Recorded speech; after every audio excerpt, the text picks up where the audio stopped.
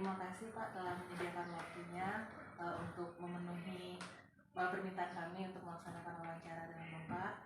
Semoga Bapak dalam keadaan sehat walafiat. Oke, apa kita langsung mulai? Pak, kami ada tugas sebagai calon guru penggerak dan kami harus mewawancarai pemimpin atau kepala sekolah mengenai bagaimana proses mereka pengambilan keputusannya seperti apa dan hal-hal apa saja yang biasa dialami, hal apa saja yang mempengaruhi pengambilan keputusan. Jadi kurang lebih wawancaranya tentang itu Pak. Kita mulai saja Pak. Yang pertama, selama ini bagaimana Anda dapat mengidentifikasi kasus-kasus yang merupakan dilema etika atau rujukan moral?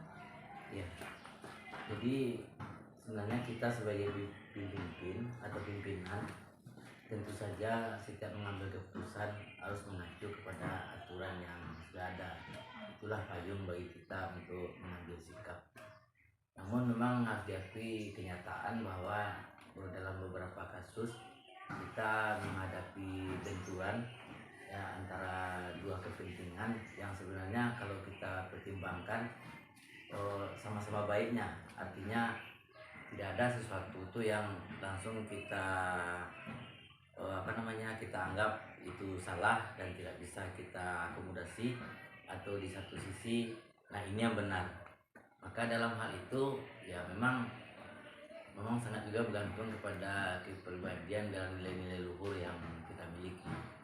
Jadi kalau saya biasanya sebagai pimpinan dalam menghadapi situasi seperti itu, ya saya lebih mengutamakan tentu saja kenyamanan di antara kedua pihak tanpa mengabaikan risiko yang terjadi dengan setiap keputusan itu.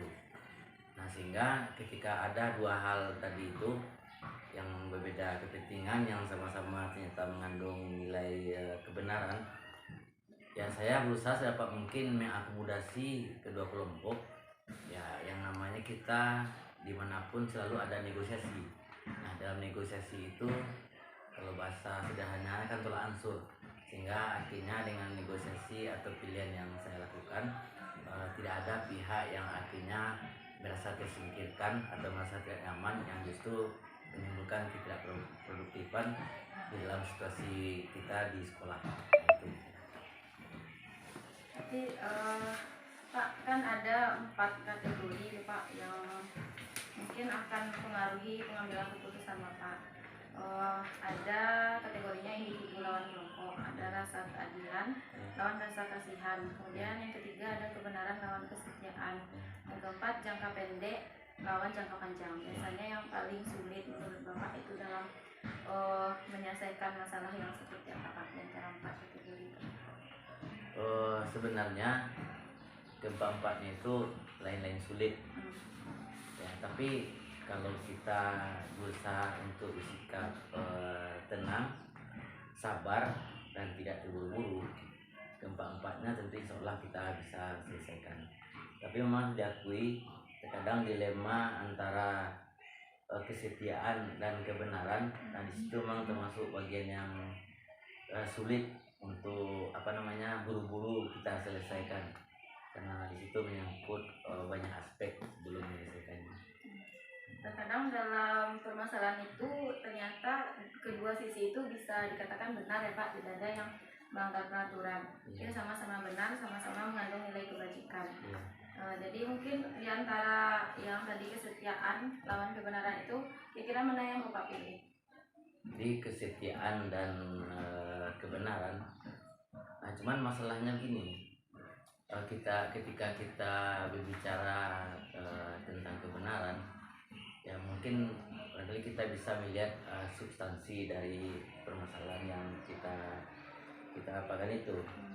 Nah, sehingga bobotnya itu arahnya kemana, ya, sehingga barulah nanti kita mengambil keputusan bahwa kita itu lebih cenderung akhirnya ke kebenaran atau nilai kesetiaan tadi. Tergantung kondisi ya, tergantung kondisi. Dari Pak ke pertanyaan yang ketiga ya Pak ya, dalam pengambilan keputusan itu biasanya kita bisa mengkategorikannya menjadi 3 prinsip pengambilan keputusan, Pak.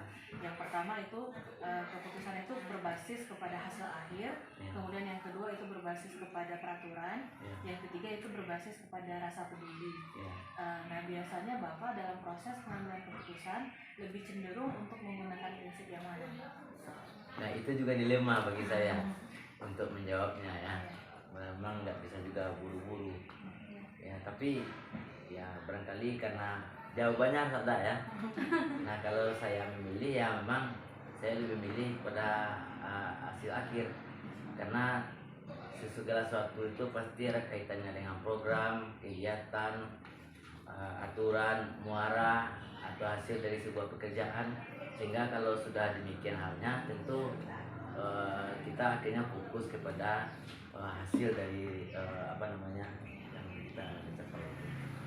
Tapi dalam pembelajaran kita kemarin di modul 3.1 Pak, ternyata kita boleh menggunakan 3 prinsip itu bersamaan atau 2 dari 3 itu.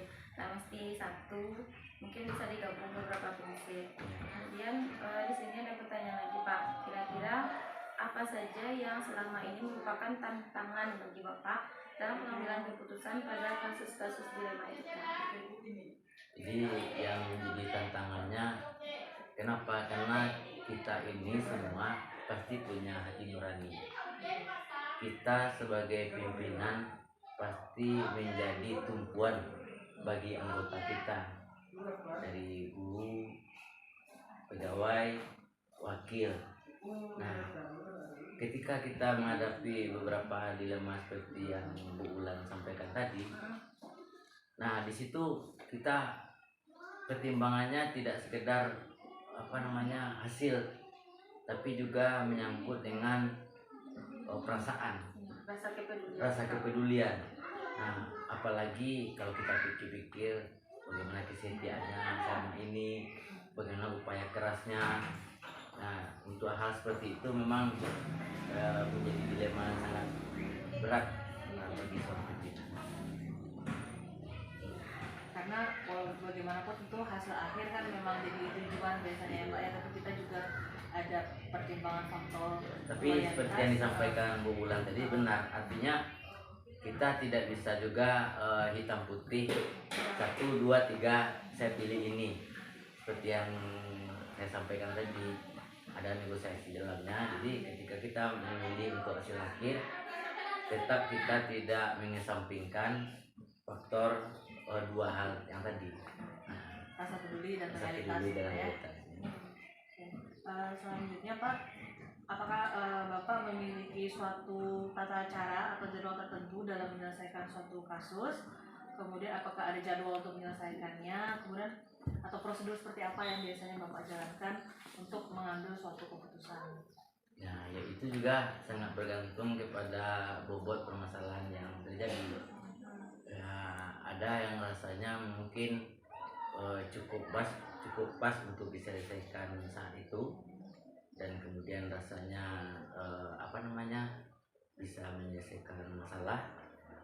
Tapi kalau ada hal-hal yang rasanya berisiko cukup fatal dan yang dipermasalahkan itu hal-hal yang vital, ya barangkali mungkin saya lebih dahulu mempertimbangkan sehingga menunda untuk mengambil keputusan.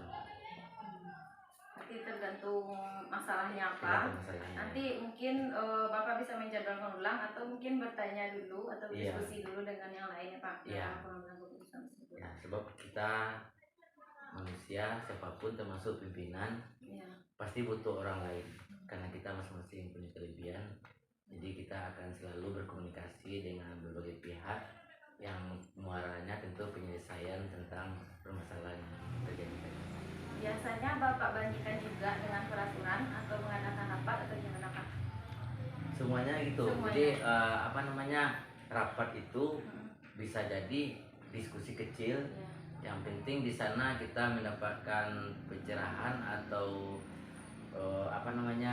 masukan yang kira-kira dapat mengukuhkan kita untuk mengambil keputusan. Jadi itu menjadi keputusan bersama. Setidaknya lebih kuat daripada keputusan pribadinya Pak. Betul. Kemudian lagi Pak, masih ada pertanyaan. Ya. Adakah seseorang atau faktor apa yang selama ini mempermudah atau membantu Bapak dalam pengambilan keputusan dalam kasus dilema etika?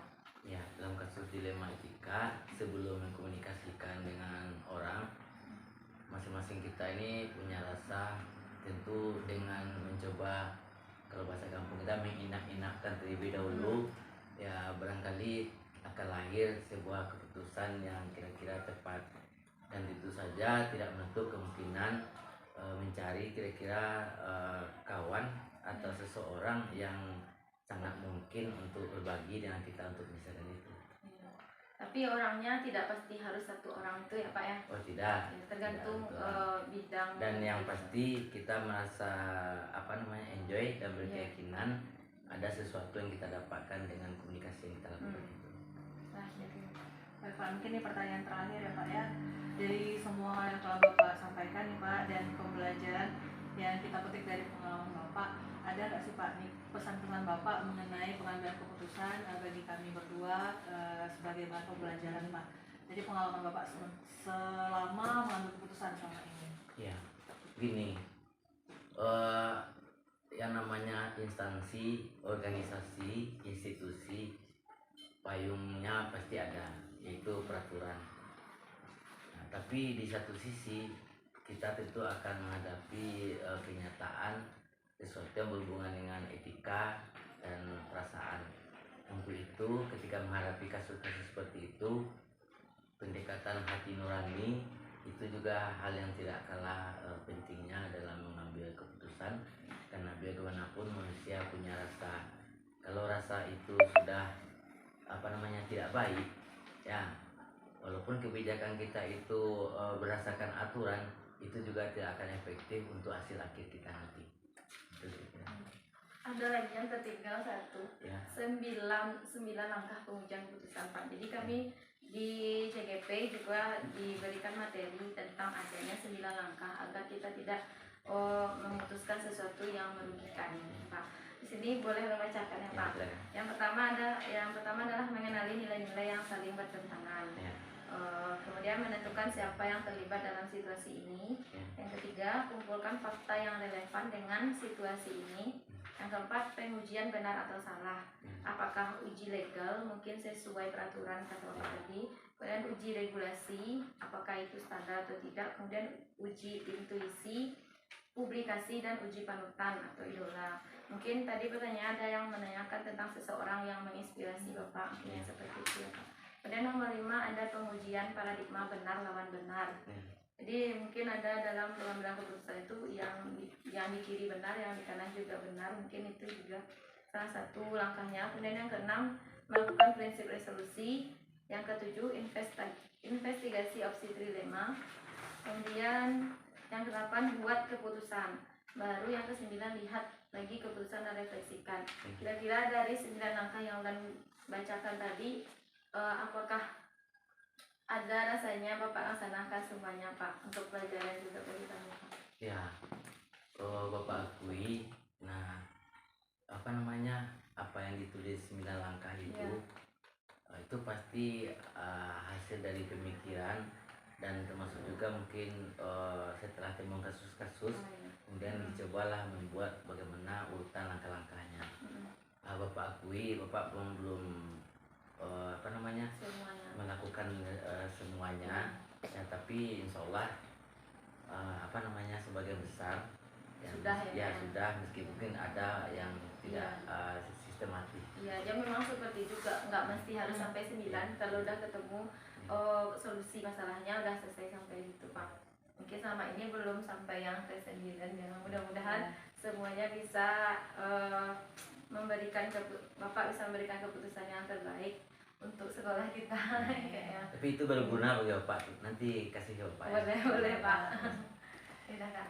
Baik Pak, terima kasih atas kesempatan yang diberikan kepada kami untuk melakukan wawancara. Semoga hasil wawancara ini bisa jadi pelajaran buat kami, bisa jadi bahan refleksi juga untuk kita bersama, untuk kedepannya lebih majunya lagi sekolah kita ini ya Pak, supaya kita bisa sama-sama bisa bergerak dan menggerakkan ya Pak ya, sesuai dengan visi misi Biro Penggerak. Oke, terima kasih Pak. Nggak ada airnya. Udah, Pak. Kasih ya Pak. Terima kasih Pak. Ya Bang, thank you. Orang ini Bang. Sapu.